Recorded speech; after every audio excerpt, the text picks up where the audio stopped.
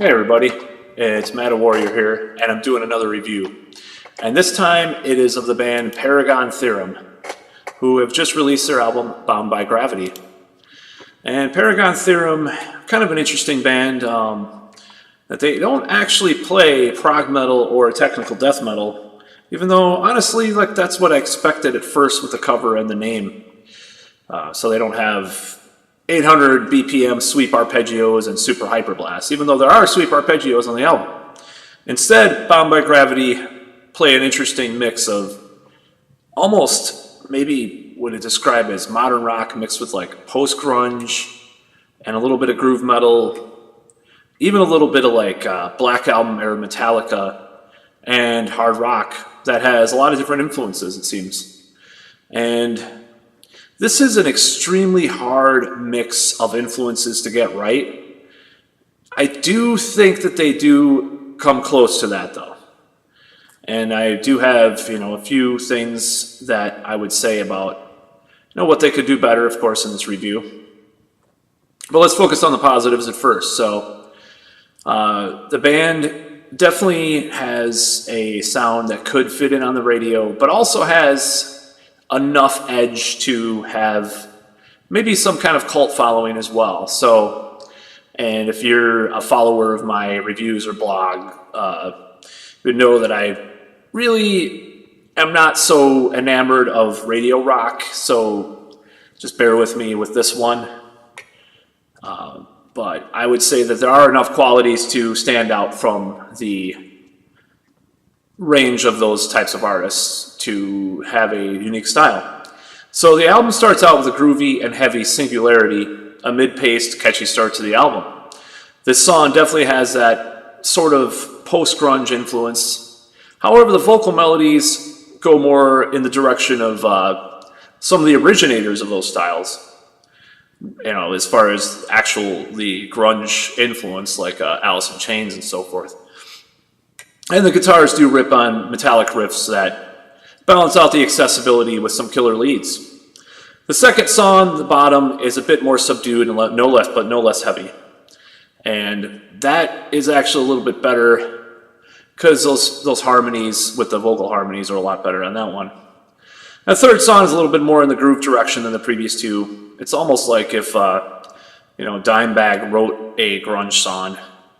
So the supporting riffs, though, do have like kind of a 80s or even like a post-metalcore kind of feel to them. It's a little bit more metal. And the contemplative, more intelligent and philosophical lyrics do make that song very appealing. Utana is the fourth song, and I think it almost has like a commercial era Metallica or Megadeth feel with the clean guitar and heavy guitar interplay in the beginning, and it definitely goes into more melodic thrasher, and that definitely has like definitely a more Lane Staley, Alice in Chains sounding vocals as well, which I do like on the album, and that is a compliment. So probably the best song on the album is that one, and I would say that's probably the most accessible without being annoying. Combustion is back to the grooviness of the early tracks. That one goes a little bit in the direction of where I kind of get off the train a little bit on that one because it's a little bit too commercial for my tastes, I'll just be honest, and it's all right. So that's probably something that'll be reflected in my written review as well. The Heist is a interlude with acoustic guitar and vocals, and that's pretty good. APB is back to the mid-paced modern metal kind of song with some cool guitar arpeggios, by the way. And it's not as memorable as the earlier songs, but it's still better than Combustion. Charade follows and almost has like a sleazy kind of GNR kind of thing to it in the beginning. And then it's sort of the same as earlier, but it has that cool twist. And then there's an acoustic song that is on the album that is probably one of the best as well, and has some haunting twists and turns to it, and definitely has that Alice in Chains thing as well. And then you have another acoustic song, Marvel, which is kind of a power ballad that mixes the acoustic parts with heavy arpeggiated parts. Not a bad song, but not as good as the earlier acoustic ones.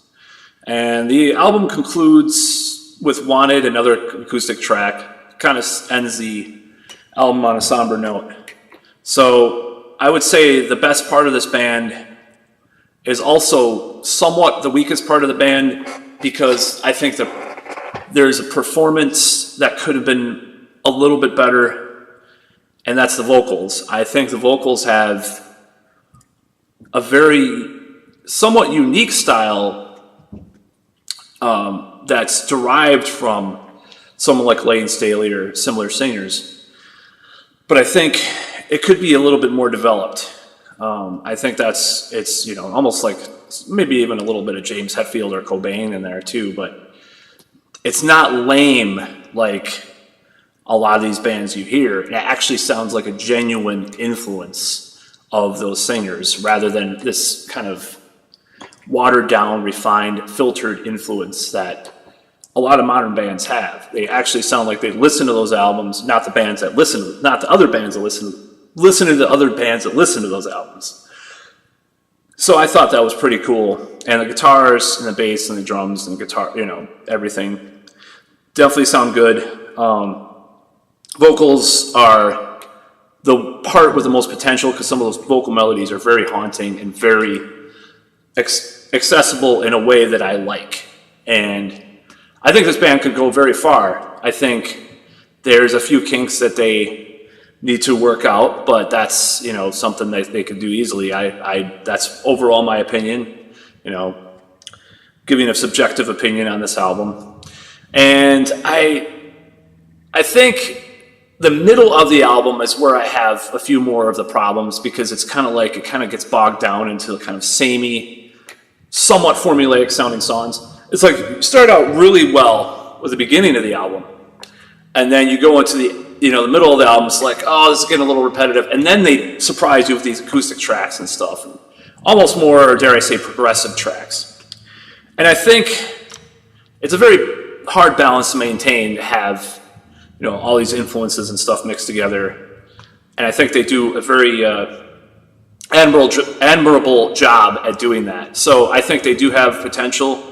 I think, you know, on subsequent releases, they'll definitely hammer out those kinks and be an up-and-coming band. I see them as kind of like one of those bands that are on active rock or solid rock radio that I could somewhat stand. And this is coming from, I'm a huge metal elitist, you know, and stuff, you know, it's been called over the years. So I would say that, you know, like Hailstorm or Volbeat, kind of in that vein. I wouldn't say they sound like those bands, but that's kind of what the vibe I get from this band is. Like they kind of could fit into some of that audience. The bands, I would say, like fans that listen to those bands probably have, you know, a few Iron Maiden records, or, you know, or listen to Iron Maiden on streaming or whatever. A few maybe even listen to Yngwie Malmsteen or whatever. But they also listen to some metalcore and some modern rock, you know, whatever, you know, Five Finger Death Punch or whatever. And I'm not comparing them by any means to them. I'm saying that the listener of this band could like, you know, a range of stuff.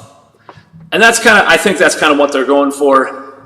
But I think there is something there that they can draw upon even more in the vocals and the vocal melodies and the hooks that really could bring them up to that level. And that's what I have to say about the band. I did enjoy it, so please subscribe and keep your eye on this blog, and I will see you later.